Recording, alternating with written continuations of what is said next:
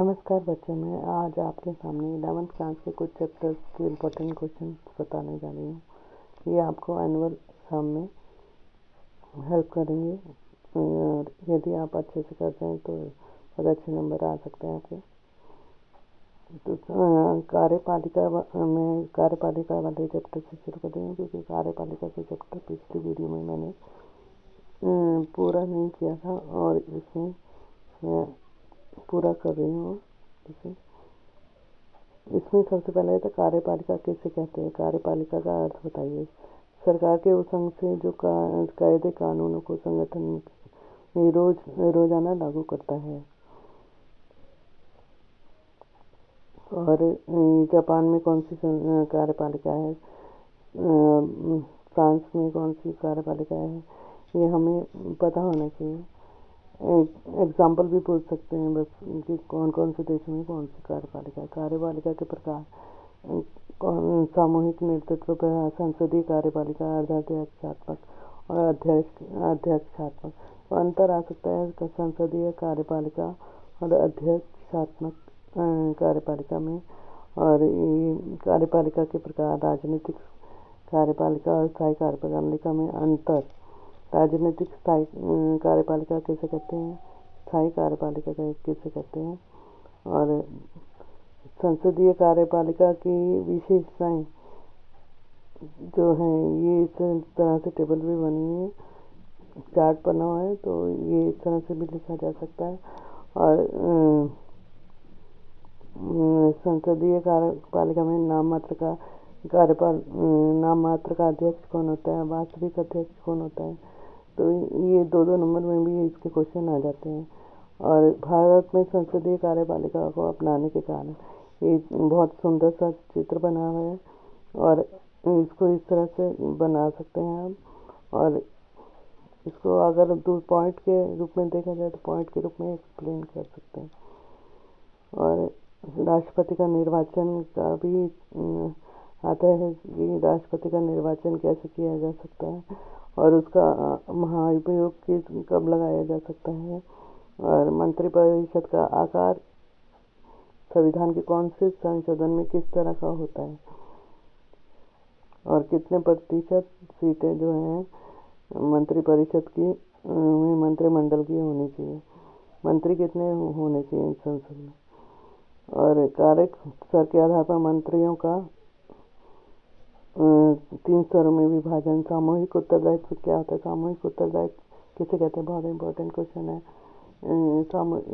जब प्रधानमंत्री किसी कारणवश इस्तीफा दे देते हैं तो पूरी मंत्रिमंडल को भी इस्तीफा देना पड़ता है। और अध्यक्षात्मक और संसदीय कार्यपालिका में अंतर तो मैं आपको पहले ही बता चुकी हूँ कि इम्पोर्टेंट है। और राष्ट्रपति की स्थिति शक्ति, राष्ट्रपति के विशेष अधिकार बहुत इम्पोर्टेंट है। ये 3 पॉइंट्स जो दिए हुए हैं बहुत ही इम्पोर्टेंट है। और वीटो पावर राष्ट्रपति की क्या होती है, और राष्ट्रपति की विवेकाधीन शक्तियाँ और प्रधानमंत्री की क्या कार्य हैं या शक्तियाँ, प्रधानमंत्री क्यों महत्वपूर्ण है। क्वेश्चन किसी भी तरह से घुमाओ ये आ सकता है, आंसर सेम है। और विशेष परिस्थिति में प्रधानमंत्री की स्थिति, प्रधानमंत्री और मंत्रिपरिषद प्रधानमंत्री पद के लिए योग्यता और प्रधानमंत्री पद की शक्तियों में आए बदलाव। जब ये गठबंधन की सरकार बनती है तो किस तरह से प्रधानमंत्री चुना जाता है। और राज्य में कार्यपालिका के स्वरूप, स्थायी कार्यपालिका, नौकरशाही, नौकरशाही किसे कहते हैं, नौकरशाही की क्या रूप है, नौकरशाही का चयन कैसे होता है और नौकरशाही की भूमिका क्या है। सरकार जब बन जाती है तो सरकार के सारे कामकाज को कौन चलाता है, नौकरशाही। तो नौकरशाही की भूमिका क्या है, इसका वर्गीकरण किस तरह से, इनकी सेवाओं का वर्गीकरण। और ये सब एक एक नंबर 2-2, 4-4 नंबर वाले करेंगे तो आप के अगर मेन पॉइंट्स आपने स्टार्टिंग में ही पढ़ लिए तो ये सब इजीली सॉल्व हो जाएंगे। और ये बहुत इम्पोर्टेंट कार्टून है जो आता है इसमें प्रधानमंत्री मेन हेड की भूमिका में है और इसके पीछे सारा मंत्रिमंडल काम कर रहा है। और अगला है ये जब विश्वास मत हासिल करने के बाद उसे बनाए रखना भी बहुत ज़रूरी है। सरकार को उस पर काम भी करना पड़ता है ताकि उसकी सरकार दोबारा ना टूटे, किसी कारणवश ना टूटे। अगला है विधायिका। विधायिका किसे कहते हैं? विधायिका के प्रकार। भारत में 2 सदनों की आवश्यकता क्यों है और संसद की आवश्यकता क्यों है? लोकसभा का निर्वाचन किस तरह से होता है और लोकसभा की शक्तियाँ क्या हैं? लोकसभा और राज्यसभा में अंतर। राज्यसभा का निर्वाचन किस तरह से होता है? राज्यसभा की शक्तियाँ या कार्य एक ही बात है।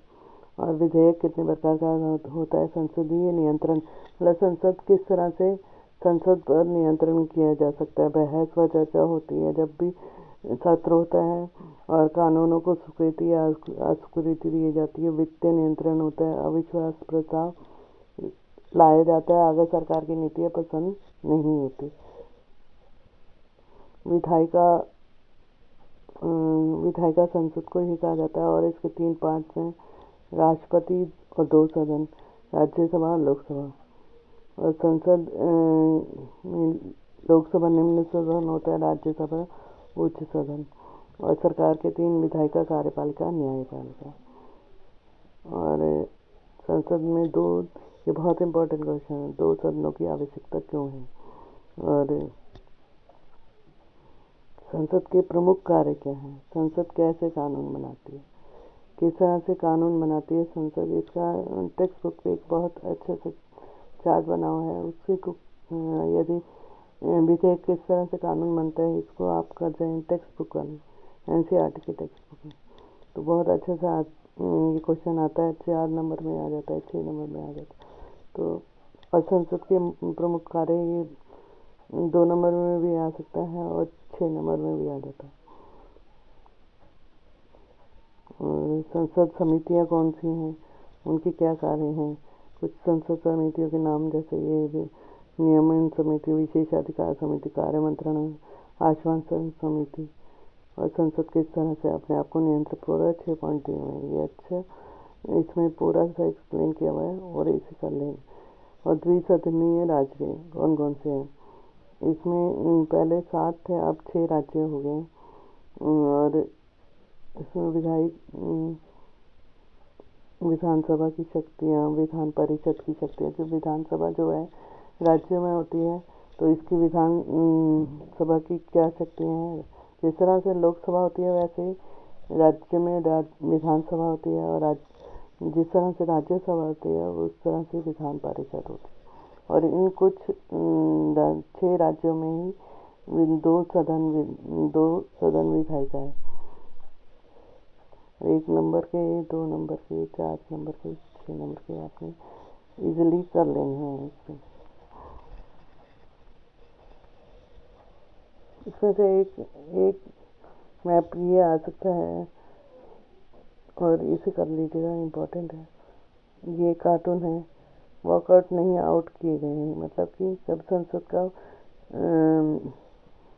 सत्र होता है तो अगर कोई ज़्यादा सांसद कोई ज़्यादा शोर करते हैं तो विपक्षी दल तो उनको बाहर निकाला जा सकता है यदि वो संसद की कार्रवाई पर खलल डालते हैं।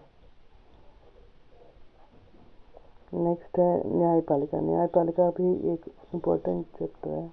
इसमें न्यायपालिका, स्वतंत्र न्यायपालिका की आवश्यकता क्यों है, न्यायपालिका की संरचना क्या है, सर्वोच्च न्यायालय के क्षेत्राधिकार, ये न्यायपालिका, स्वतंत्र न्यायपालिका की आवश्यकता क्यों है, संविधान में क्या प्रावधान है, और स्वतंत्र और निष्पक्ष न्यायपालिका किस तरह से होती है। ये पॉइंट जो दिए हैं, न्यायपालिकों का कार्यकाल सुनिश्चित, वित्तीय निर्भरता नहीं और निर्णयों की व्यक्तिगत आलोचना नहीं, ये इम्पोर्टेंट है। संरचना में सर्वोच्च न्यायालय, ऊपर है उच्च न्यायालय, फिर उसके बाद जिला न्यायालय, और सबसे नीचे जो है, ये नीचे से ऊपर की चेन चलती है। अधीनस्थ सबसे पहले, हम कोई भी अपील कर सकते हैं तो अधीनस्थ जिला न्यायालय, फिर उच्च न्यायालय, फिर सर्वोच्च न्यायालय। और सर्वोच्च न्यायालय के क्षेत्र अधिकार मतलब उनका कार्य क्षेत्र क्या है। मौलिक अधिकारों पर भी सीधी सुनवाई कर सकते हैं, अपील कर सकते हैं हम। यदि किसी न्यायालय, नीचे वाले न्यायालय ने आज सही हम उसके निर्णय से सहमत नहीं होते तो हम ऊपर अपील कर सकते हैं। सलाहकारी, सर्वोच्च न्यायालय राष्ट्रपति को सलाह देता है। और रिट जो मौलिक अधिकारों की रक्षा के लिए रिट भी जारी किए जा सकते हैं, और सर्वोच्च न्यायालय ही जारी करता है, और उच्च न्यायालय भी जारी करता है। और दूसरा स्वतंत्र न्यायालय, इसमें उसको स्वतंत्र न्यायालय की आवश्यकता क्यों है, ये मैं अभी सब बता चुकी हूँ। और न्यायाधीश की नियुक्ति और हटाया किस तरह से हटाया और नियुक्त किया जा सकता है, और इसकी संरचना, ये 6 नंबर में भी आ जाता है क्वेश्चन। और सर्वोच्च न्यायालय के क्षेत्राधिकार, इसमें अलग अलग करके भी आ सकता है। अपीली क्षेत्राधिकार में क्या आता है, सलाहकारी क्षेत्राधिकार, न्यायपालिका के विशेष अधिकार क्या है सर्वोच्च न्यायालय। सक्रिय न्यायपालिका, इसको जनहित याचिका के भी कहा जाता है। और जनहित याचिका कब लागू की गई, और क्या जनहित याचिका किसे कहते हैं, और उसके नकारात्मक पहलू का मतलब जनहित याचिका से न्यायपालिकाओं का काम बढ़ गया है, तो उसकी क्या हानियां न्यायपालिका को हुई। न्यायिक पुनरावलोकन का अधिकार जो सर्वोच्च न्यायालय को है, और उच्च न्यायालय भी इसमें है, राज्य से संबंधित करता है। और न्यायिक पुनरावलोकन का अधिकार मनुष्य के अधिकारों को सुरक्षित करने के लिए किया जाता है। और दूसरा है 1973 में सर्वोच्च न्यायालय के निर्णय, जिसमें केशवानंद भारती का मुकदमा और न्यायपालिका की जो निर्णय लिए गए थे, मतलब संविधान के मुख्य नियमों पर आँच नहीं आने की, मूलभूत नियमों पर आँच नहीं आने की, मूलभूत ढांचे पर आँच नहीं आने की। इसके 1, 2, 4, 6 नंबर वाले क्वेश्चन, और ये कार्टून है, ये और न्यायपालिका के जो अधिकार हैं वो बताए गए हैं। और जो जनहित के लिए अगर न्यायपालिका कोई ऑर्डर निकालती है, जैसे अगर सीलिंग से रिलेटेड ही मान लीजिए कोई ऑर्डर निकालती है, तो वो जनहित के लिए निकालती है, तो वो हस्तक्षेप कर सकती है।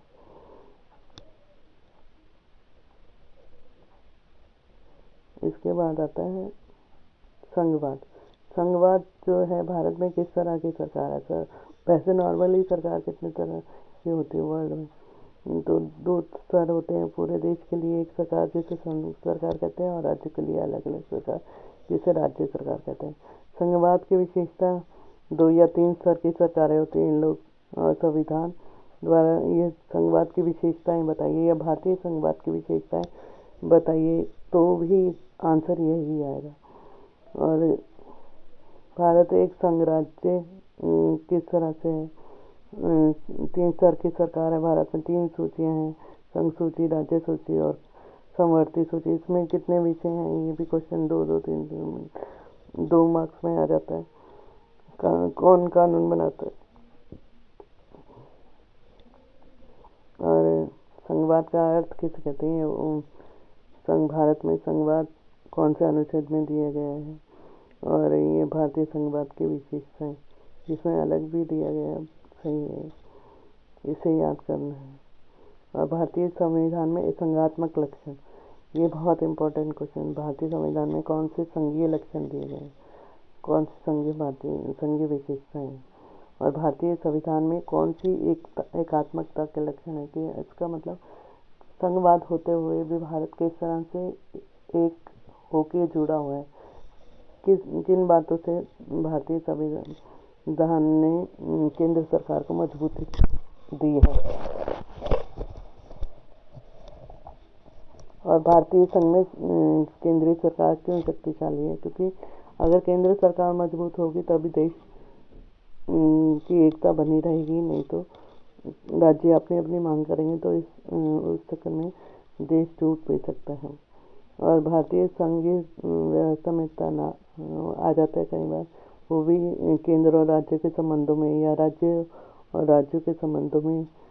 ये सारी जो अंतर्राज्यीय विवाद हैं, यानी कि राज्य राज्य के बीच के विवाद, राज्यपाल की भूमिका और राष्ट्रपति में भी अंतर के शासन में भी के बारे में भी बताया गया है। वित्तीय स्वायत्तता पर विवाद हो जाते हैं। ये तीन जो है इम्पोर्टेंट है, तो आप इसे कर लीजिए। ये चार चैप्टर के मैंने आपको अब बता दिए। इसके 1, 2, 4, 6 करने इजी हो जाएंगे जब आप ये सारे इम्पोर्टेंट पॉइंट्स कर लेंगे।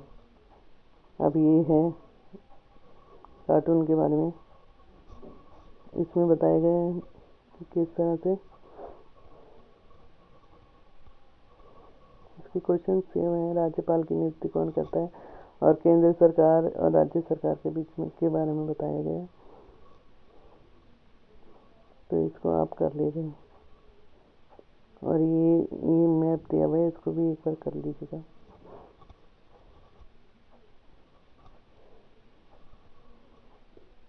तो 11th क्लास में मैथ के ज़्यादा क्वेश्चन आते नहीं हैं, वैसे आते ही हैं, लेकिन फिर भी अपनी तरफ से कर लिए जाए तो अपनी एक एक्स्ट्रा तैयारी हो जाती है। धन्यवाद, उम्मीद है आपको पसंद आया होगा। तो नेक्स्ट वीडियो में और चैप्टर्स के डालूंगी। Thank you.